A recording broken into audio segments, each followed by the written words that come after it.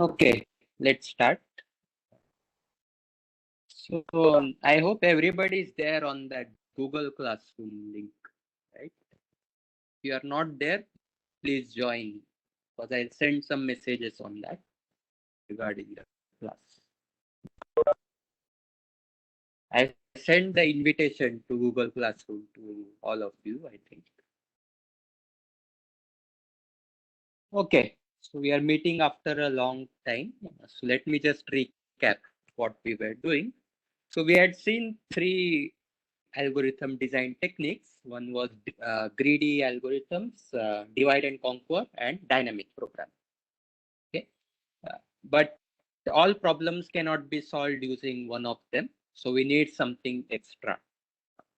Okay, and that is this notion of polynomial time reduction.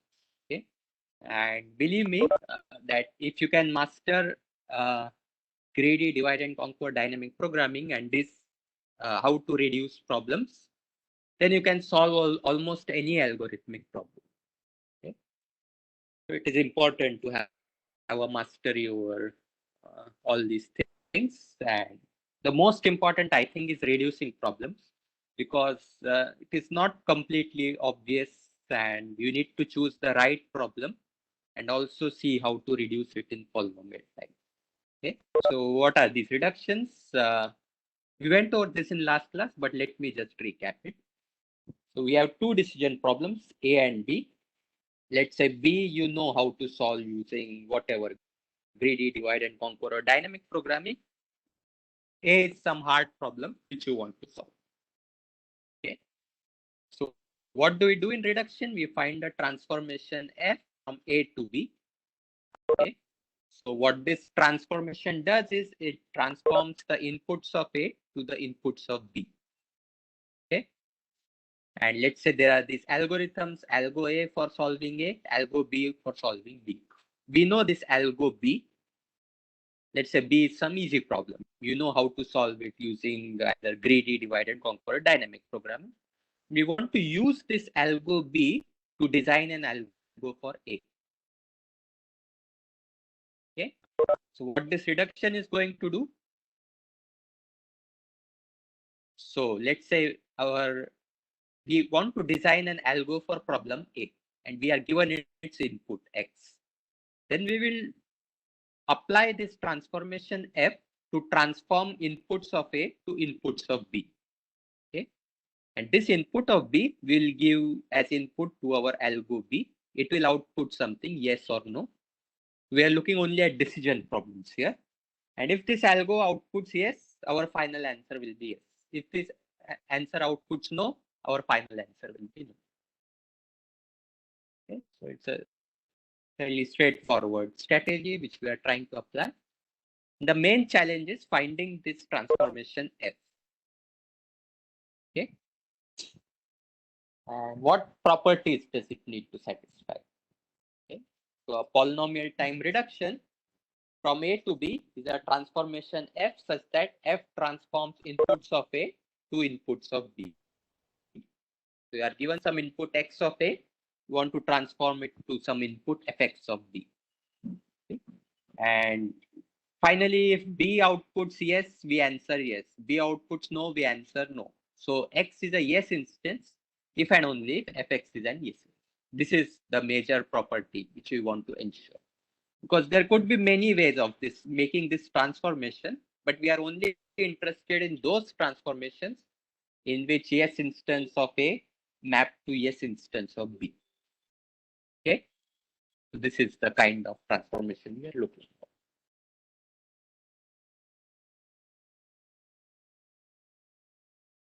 And we also want this reduction to run in polynomial time.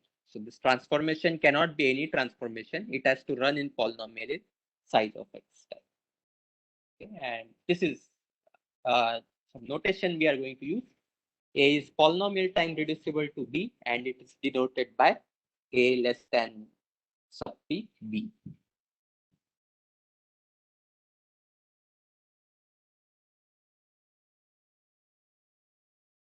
And we also saw some theorems based on that. So if A reduces to B in polynomial time, and if B is solvable in polynomial time, then A is also solvable in polynomial time. Right? So what happens? This applying F steps takes polynomial time. Algo B also runs in polynomial time. So the entire algo A that will also run in polynomial time. And you can formally prove this. Let's say the running time of algo B was fx to the power k, and x to fx transformation takes polynomial time, and it's just adding up these indices of polynomials. Okay, it is at most some uh, x to the power e plus fx to the power k, and fx is bounded by x to the power c because output cannot exceed its running time. Okay. Just add this, the final result will be just polynomial time. Okay. And what is the contrapositive of this statement? Right. What we saw here was uh, if A reduces to B in polynomial time and if B is solvable in polynomial time, then A is also solvable in polynomial time. The contrapositive of this statement will be that if A reduces to B in polynomial time and A is hard, then B is also hard. What do I mean by hard is that it takes some super polynomial time, running time, or exponential running time. How do you prove this? That if B were easy, then we could apply this reduction to reduce A to B and then apply the algorithm to B to solve algorithm for A. Okay. But that contradicts the fact that A is hard, so B must be hard.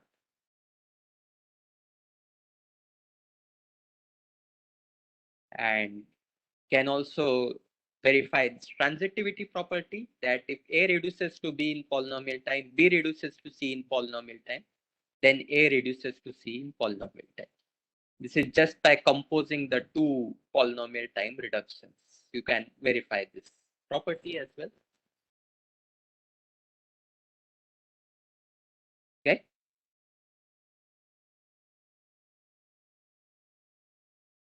Yeah. So now we'll look at some practical examples of reductions. Okay.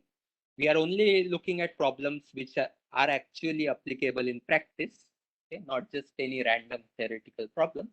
Okay, so we saw this first problem, which was the independent set problem.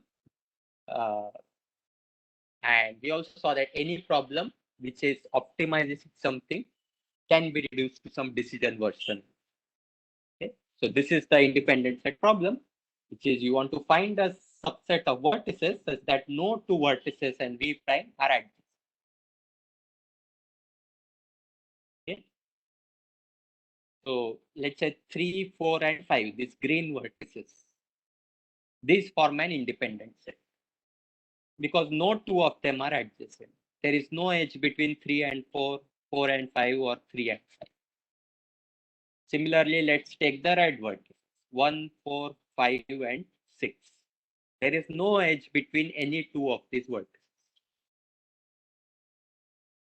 Okay, so you just familiarize yourself with these various definitions because we will be referring to them several times now.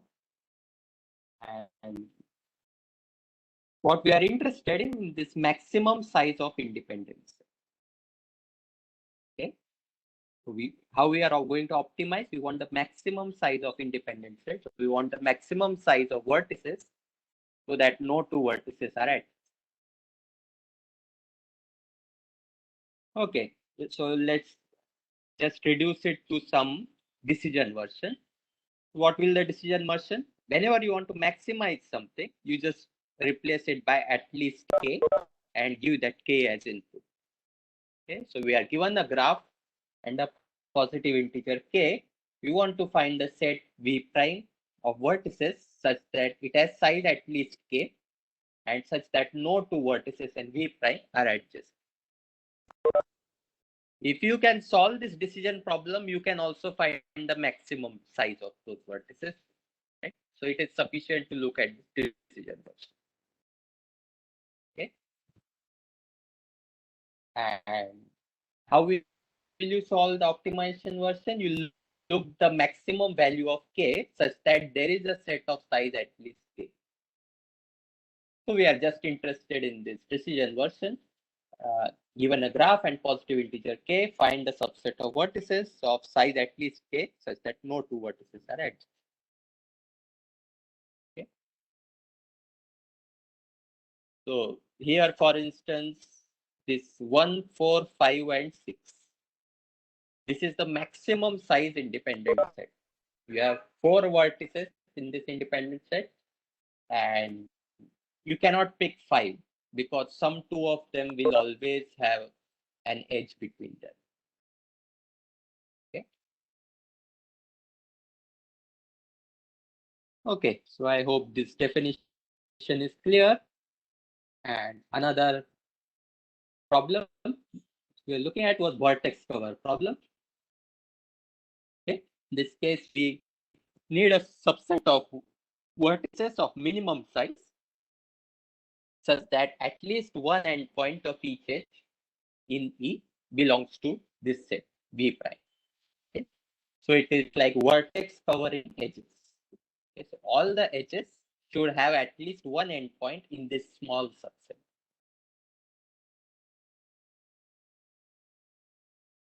Okay. Let's look at this green vertices here. 1, 2, 6, and 7. Now you pick any edge in this graph. It will have at least one endpoint as 1, 2, 6, or 7. Correct? Let's say you pick this edge 1, 2. Then 1 is an endpoint. 2, 5. Then 2 is an endpoint. Right? And you can check for every edge. At least one of its endpoint is 1, 2, 6, or 7. Okay. Similarly, you take the red vertices 2, 3, and 7. Okay. Now, every edge will have one of its endpoint as 2, 3, or 7. Okay. It's easy to check in this graph. And what we want is we want the minimum number of vertices in this vertex cover. Okay. That is our minimum vertex cover problem.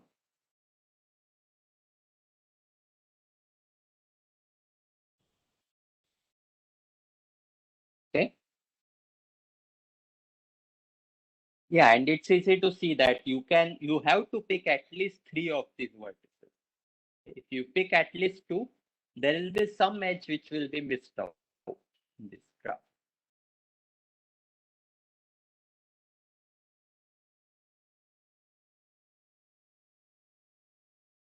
Okay. So this is vertex cover. Find a small subset of vertices such that V prime covers its edge. So that's why it's called vertex cover, because it's set of vertices which cover the edge.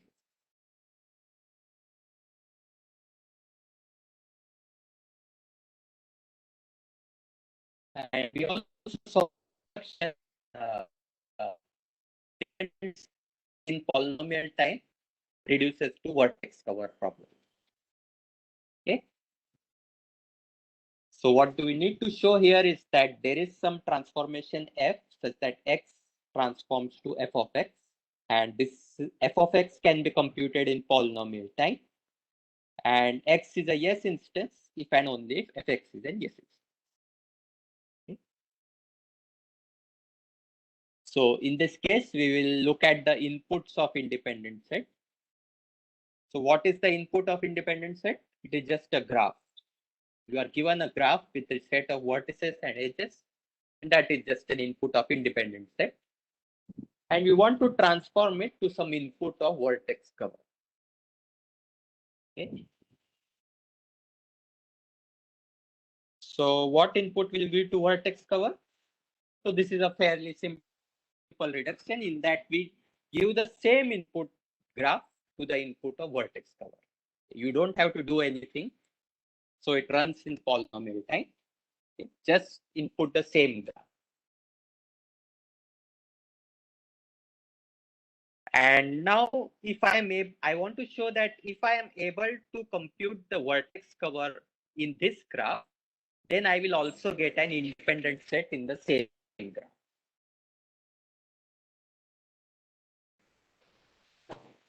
Okay, so let's see how to prove that.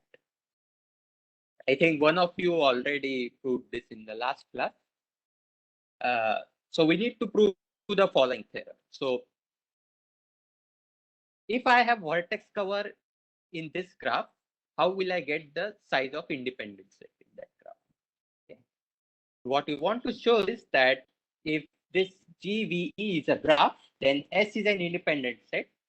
If and only if V minus S, all the remaining vertices is a vertex cover. Okay.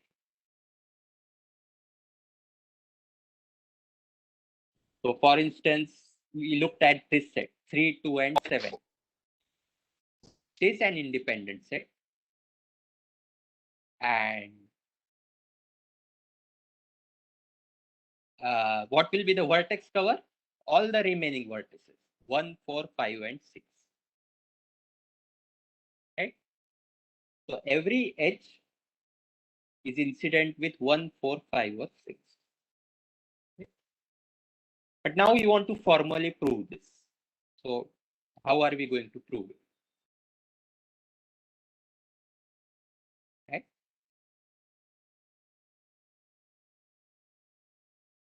So what the idea is that let's say we pick this independent set. S is an independent set. That means what it means is that there are no edges between any two vertices of S. Right?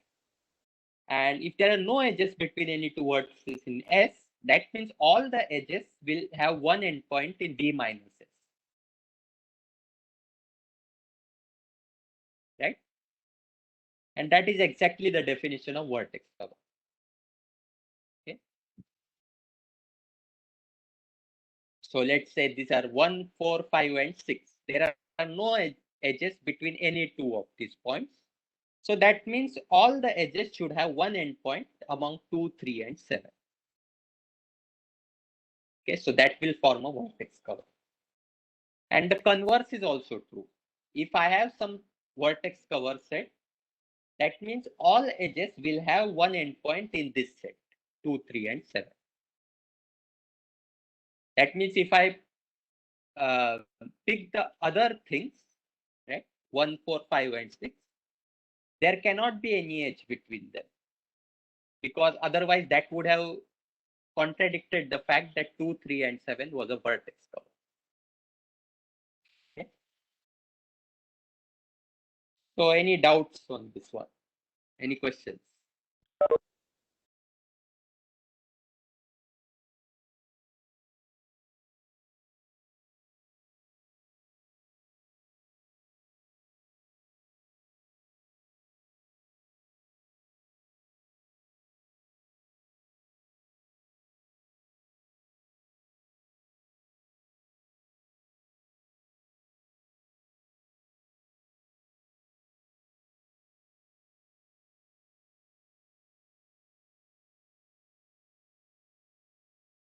Okay. So this is a fairly simple enough reduction. Just given the graph, you just output the same graph. Okay. So now you try some reductions your own. Okay. And similarly, you can also show that vertex cover in polynomial type reduces to independent set. Again, you are given the graph as input, you output the same graph as output of your reduction. Okay. So let's look at some other examples of reduction here. Okay. So let me introduce to you the set cover problem. Okay. So what's this problem? You are given a set U of n elements, E1, E2, En, and a collection of subsets of this universe. Okay, S1, S2 up to Sn, and an integer k. You want to find a sub collection S prime of at most k sets. So you are allowed to pick only k sets out of these M sets, such that their union that will cover all the elements in U. Okay. So the universe has n elements. You are given M subsets, and out of that, you have to pick K subsets such that their union covers all these N elements. So that's what a set cover problem. Okay. And now what we want to show is vertex cover reduces in polynomial time to set cover. Okay. So what our goal is, we are given as input this graph. Okay. And you have to output some universe and some subsets such that if you can solve the set cover problem on this input, you will be able to solve the vertex cover on the original. Yeah, so tell me, what will be your universe and what will be your subsets based on this graph?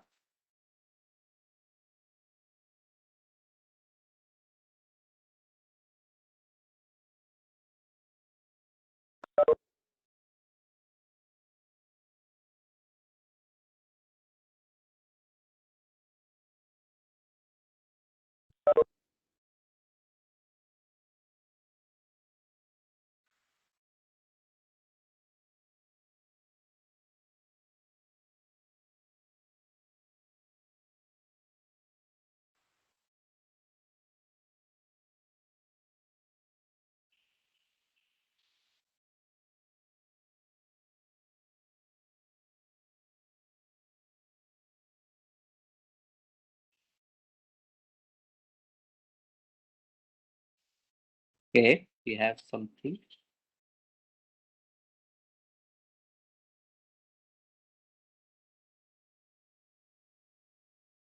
All possible combinations of vertex cover will be this set Si. Okay, what's your universe then?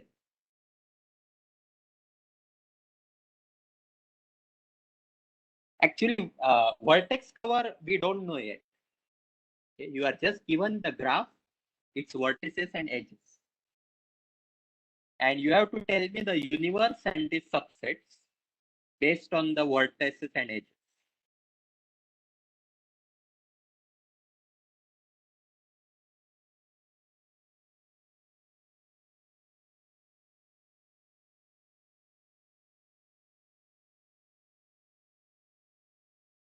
Okay, you don't know the output of the first problem.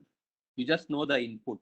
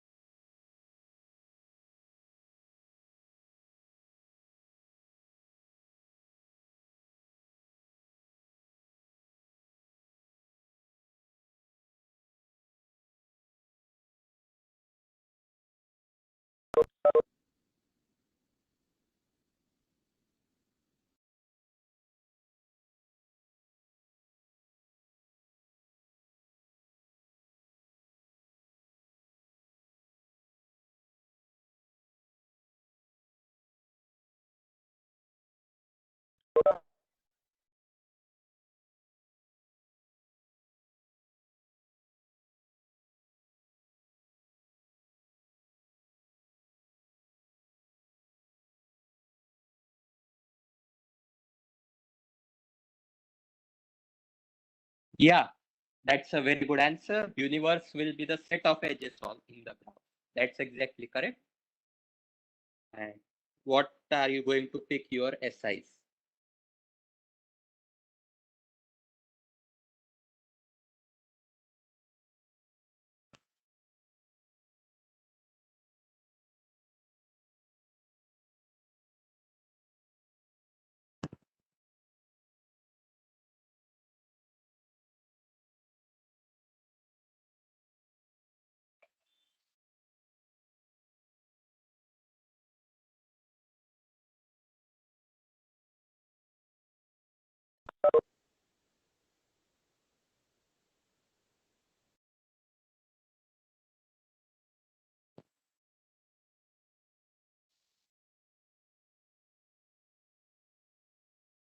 Okay, we have one more answer.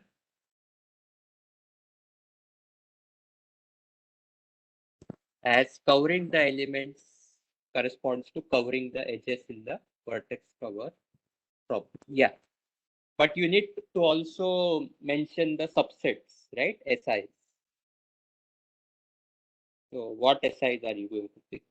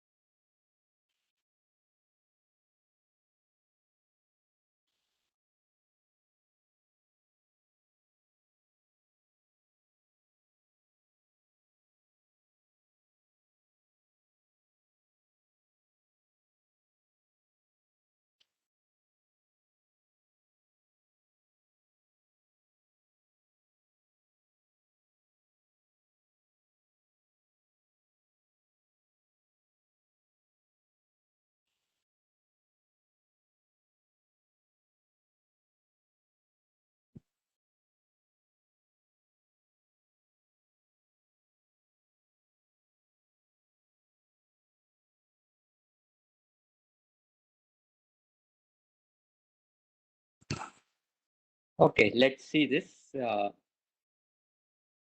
Universe is your set of edges, and for each edge, we take some. Yeah, there is some answer here. Set of all adjacent edges of all vertices. That's exactly correct. Yeah, so you can see this. That is good to know. So for each edge, take an element with this. Let's say we have this graph. Uh, these are our set of edges A, B, C, D, E, G. Okay, and for each edge, take some element. So we label these edges as A, B, C, D, E, G.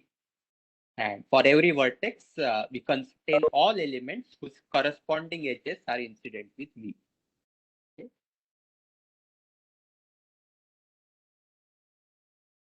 So maybe you take this S1 to be the set AB, S2 to be the set AD. So it's some subset of edges.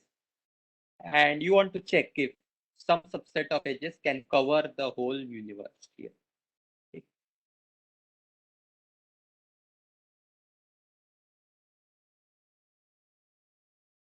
So why did we take S1 to be AB?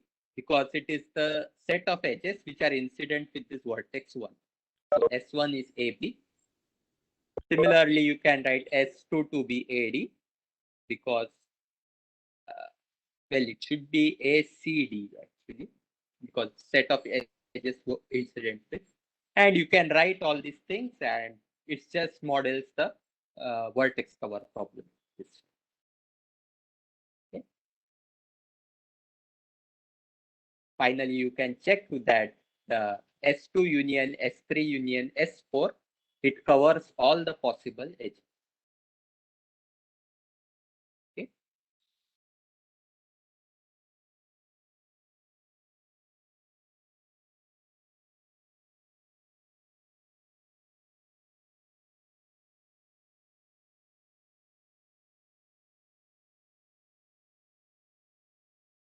So instance of vertex cover is graph and instance of set cover is this collection of all edges and the subset of vertices. Okay.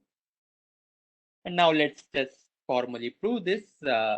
G has a vertex cover of size at most k if and only this universe and this subsets which we are given has a solution of size at most k. Okay.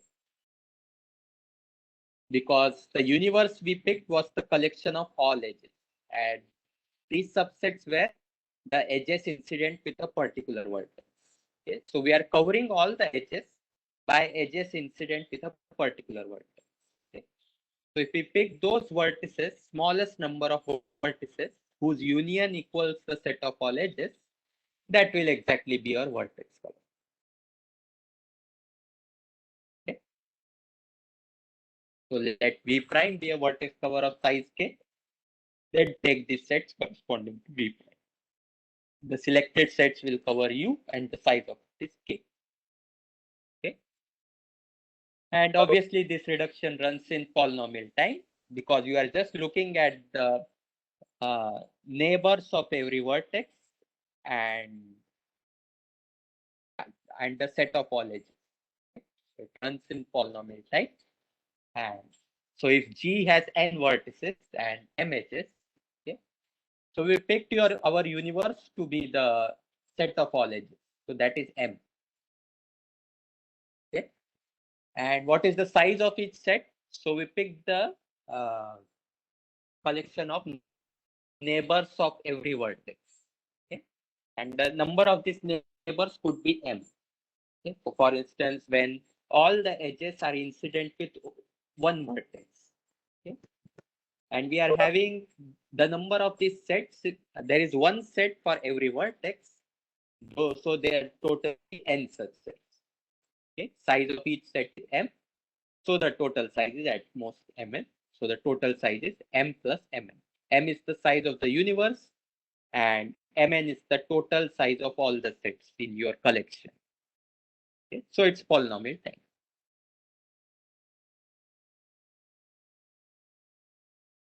Okay.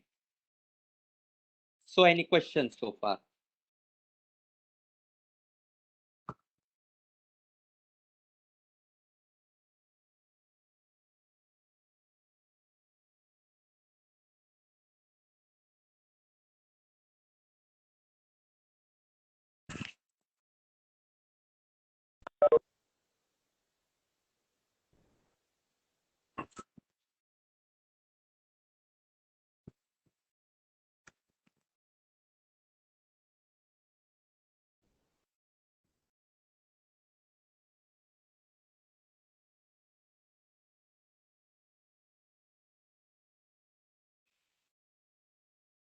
Okay.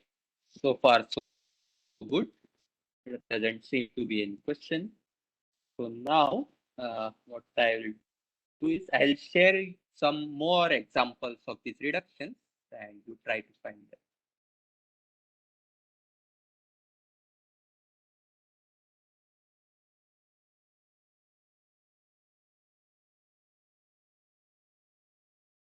Let me just change the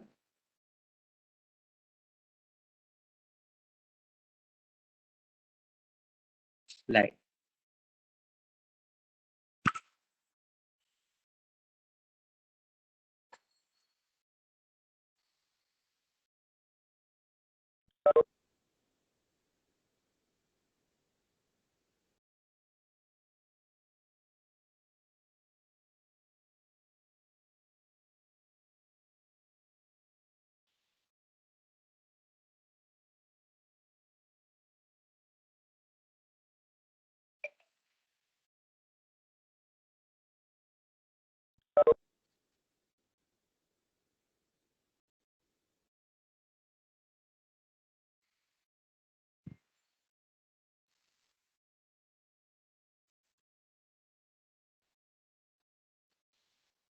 Okay, I hope you can see the slide.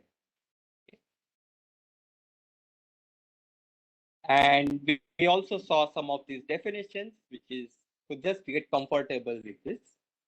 Problem A is said to be NP complete if A belongs to NP and A is NP hard. Okay, so we saw NP. So NP is basically the collection of all problems for which you can verify their solutions efficiently. Even though you may not be able to solve them efficiently, but the verification part can be done efficiently. And A is also NP hard. Okay? So what do we mean by NP hard? If there exists a decision problem such that D is NP complete and D in polynomial time reduces to A. Okay? So let's look at some more reductions. Okay. So the first reduction which we want is that both of these problems, how to solve them. Sorting in polynomial time reduces to convex hull. So that's what we want to show. And what our goal is that given set of n integers, you want to output a set of n two-dimensional points. So you need to give their x coordinate, y coordinate, such that find the convex hull of these points, it will yield S in sorted order. Yeah, any ideas for this one?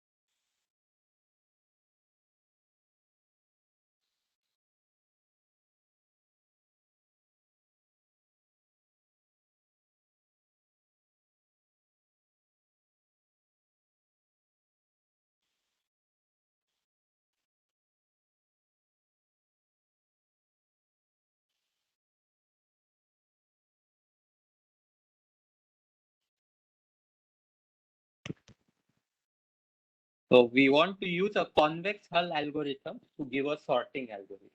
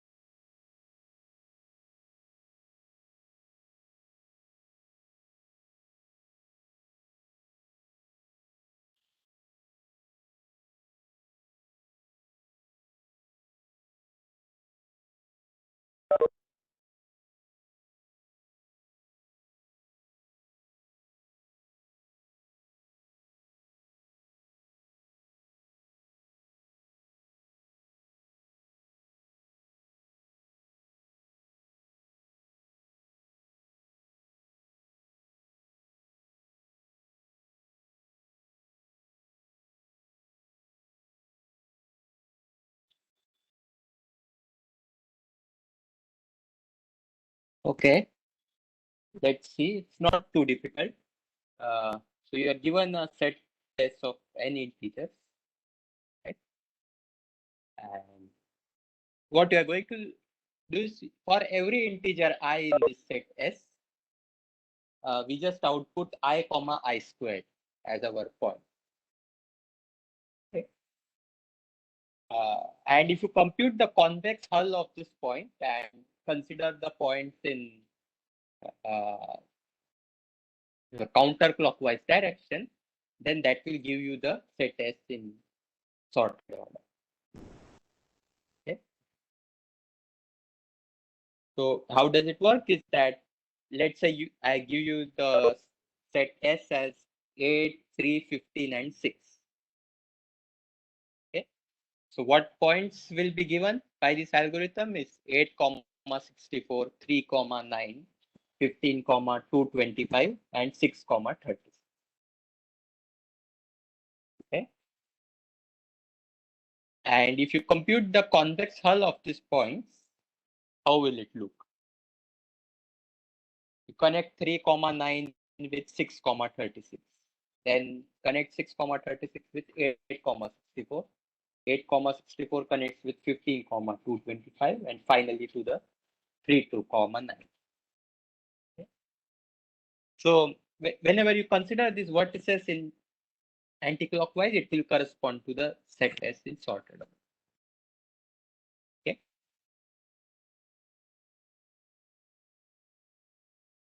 So this is another sorting algorithm based on convex hull. Okay. We have seen convex hull before in this course. Okay. And you can use it to sort integers. Fact. So it's good to know. Fact. Okay. Let's see some more reductions.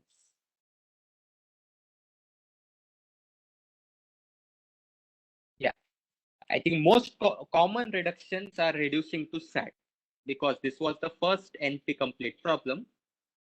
And if you want to show that a particular problem is hard, then you show that SAT polynomial time reduces to that problem, so that if that problem could be solved, then SAT could also be solved easily. But we know that SAT is a hard problem. Okay. So what is the satisfiability, Boolean satisfiability problem? Okay. I assume that you are familiar with this basic logic operation. Let's say you are given as input as X and X or Y or Z. Okay. So you know how AND works, right? If both inputs are 1, it outputs 1, otherwise it outputs 0. And OR is at least one input is 1, it outputs 1, otherwise it outputs 0. Okay. So let's say I give you this formula. It could have different number of variables inside this clause. Okay. So these things which are separated by AND gates, this is called a clause. Okay. And what is are these X, Y, Z? These are the variables. And what we want to show that in polynomial time, you can reduce any such instance. So there is no bound on the number of variables or the number of clauses in this formula. And we want to show that polynomial time reduces to 3 SAT, where we allow only 3 variables per clause.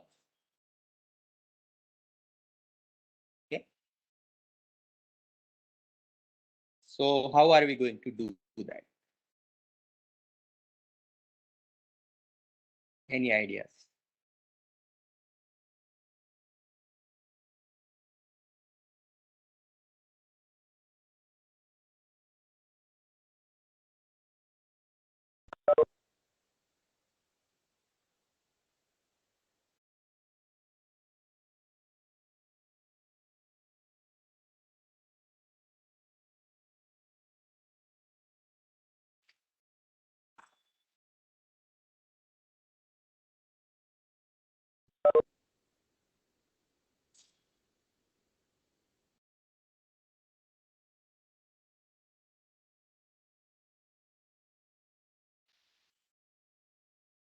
So X or Y or Z, we don't have to worry because it already has three variables.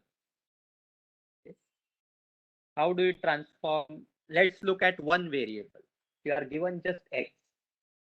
How will you transform it into three variables?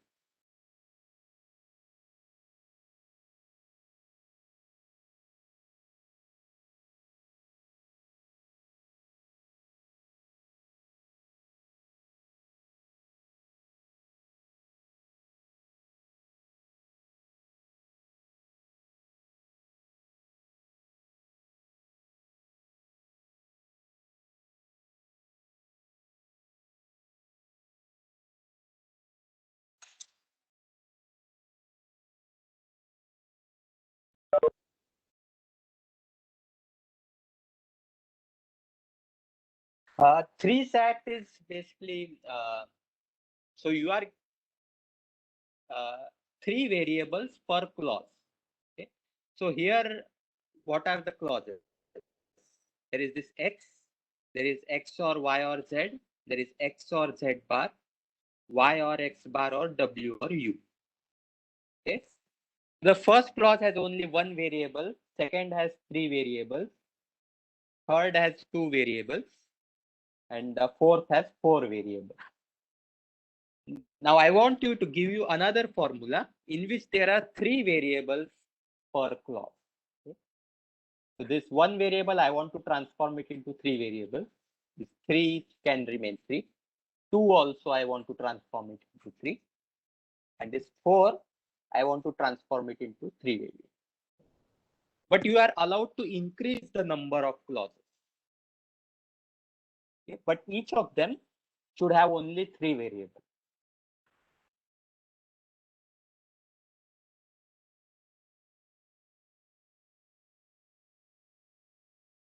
So is that clear now? Yes, sir. Yes. Okay. Sir, then x can be converted to x or y bar. Yeah, but we are using y here, so we'll use some other variable. Okay. That alone is not enough. In fact, we will introduce two new variables, x or a or b, and x or a or b bar, and x or a bar or b, and x or a bar or b bar. Okay. So why is this equivalent to x? Is that uh, take any values of a and b. Okay. So if this has to be true, that means x has to be true, right? Because whatever values you pick of a and b, at least one of these four is going to be false. A or b, A or b bar, A bar or b, A bar or b bar. Okay. So for instance, let's me tell you that a is 0 and b is 1. Okay. If a is 0 and b is 1, then x has to be true. Otherwise, this clause will become false. Right? A is 0, b bar is also 0. And if x is 0, that means this clause will become false. And then we won't be able to get it. So for every possible such values, uh, x or a bar, a or b, and x or a or b bar, and x or a bar or b, and x or a bar or b bar. So this is a basic exercise in logic that you can, in fact, transform this formula into another formula in which there are three variables per clause. Okay. And there are some trickier examples. For instance, X or Y or Z. This you don't have to do anything because there are already three variables.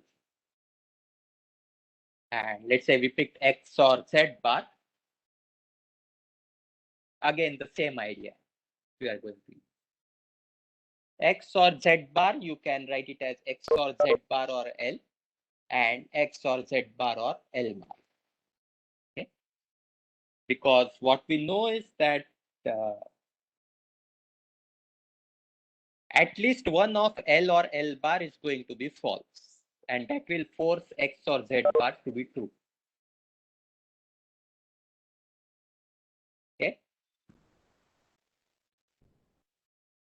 So the main challenge now is, what if there are four or more things? Okay. So how are you going to transform four variables into three?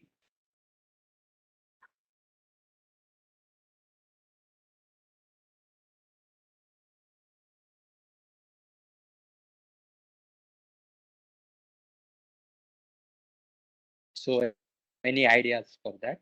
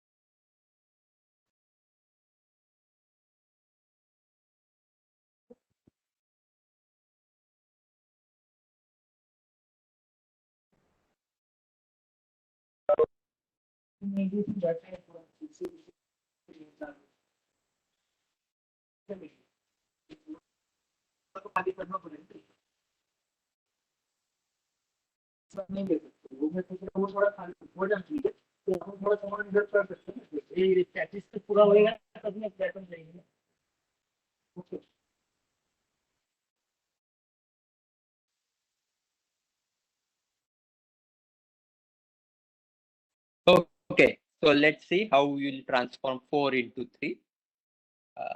It's the same idea in that Y or X bar or W or U, right? You have four these things. So you introduce another new variable, Y or X bar or M, and M bar or W or U. Okay. Because what will happen now is that um, M has to be either true or false. Okay. Right. If M is true, that means W or U should hold.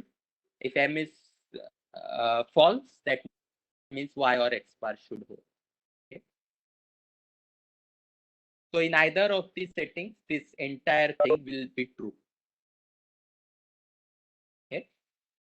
So in fact, these are basic exercises in logic, and you need to familiarize yourself with this kind of reduction.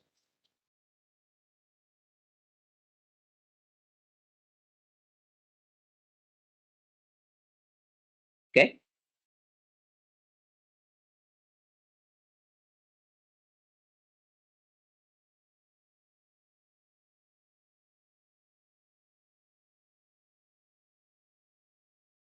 What about 6? Let's say I have 4 or 6 or 10 variables. Then how are you going to reduce it to 3 sat?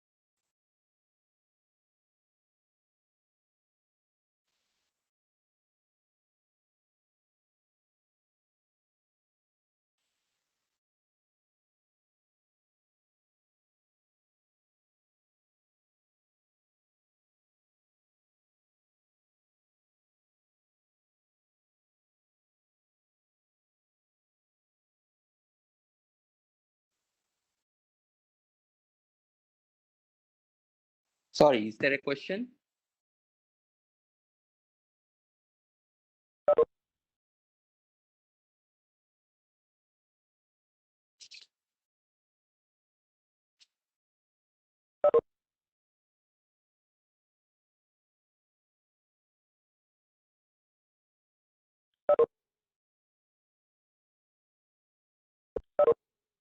Okay, so let's see how you will transform 6 to a, will that work?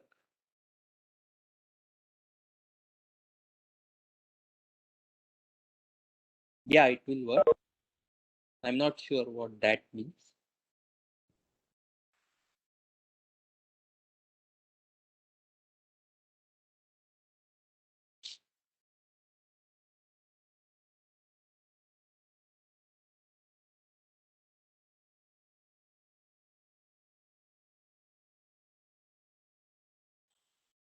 Right? So how will you transform this into a 3-set formula?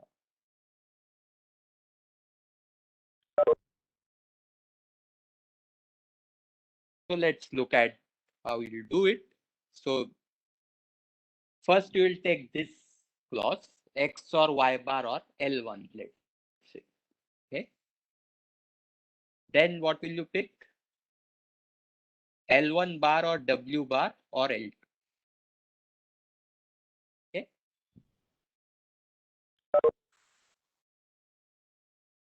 And then what will you pick? L2 bar or Z bar or L3. The next variable you have picked. Okay. Then the next variable and so on. Okay. And finally, you pick L3 bar or U or V. Okay. So if you take all these clauses and take their AND, then this will be true if and only if this is true, right? Because you'll need to consider all possible cases. When L1 is true or false, L2 is true or false, L3 is true or false, right? So when L1 is false, that means X or Y bar has to be true. And that means this entire thing will be true. Then you consider the case when L1 is true and, and no, L1 is false, and let's say L2 is true. Okay. So you consider all possible values of this L1, L2, and L3, then you will see that either one of them has to be true if the entire thing has to be. Okay. So you just take the AND of all these clauses and it will be true if and only if this is. Okay, you can formally prove this. Right? So how will you formally prove it is that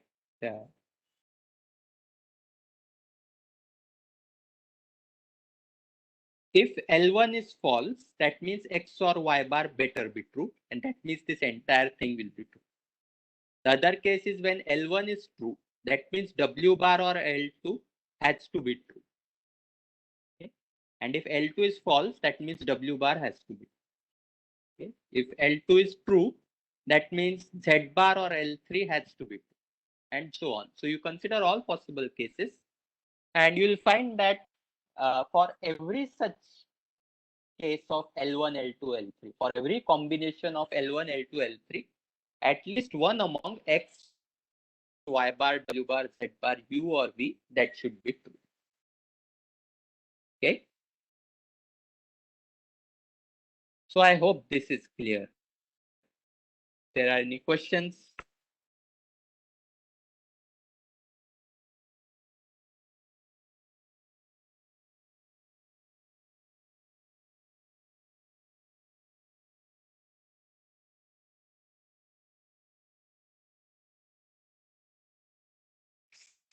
And you can repeat this procedure for any number of variables. Let's say I give you some 100 variables such that all those clauses, you can always reduce it to 3 variables per clause and write a lot of such clauses. Okay.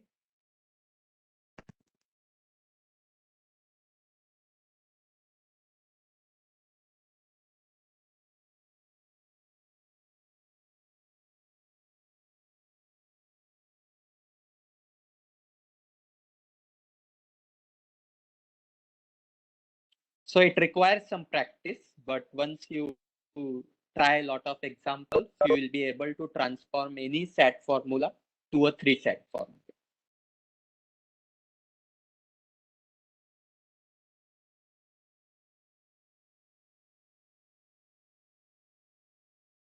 Okay, split it into 4 and 2 groups and then apply reductions. Yeah, that also you can.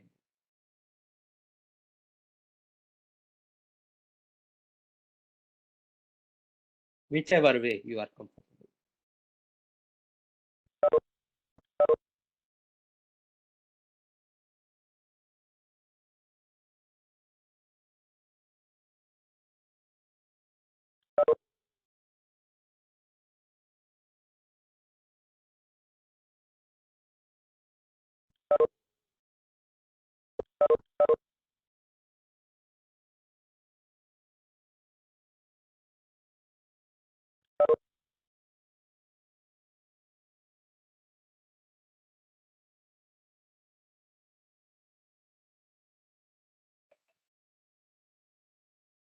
Okay, we'll continue with some more reductions in the next class. If there are any questions, let me know.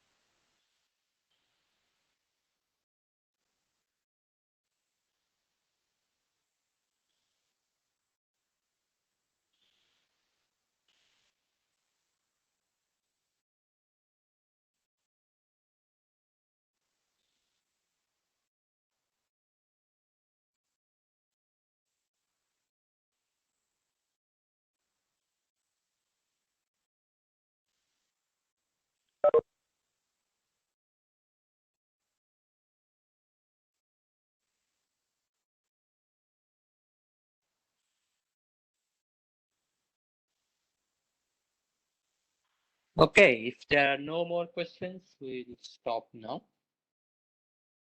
Continue in the next class.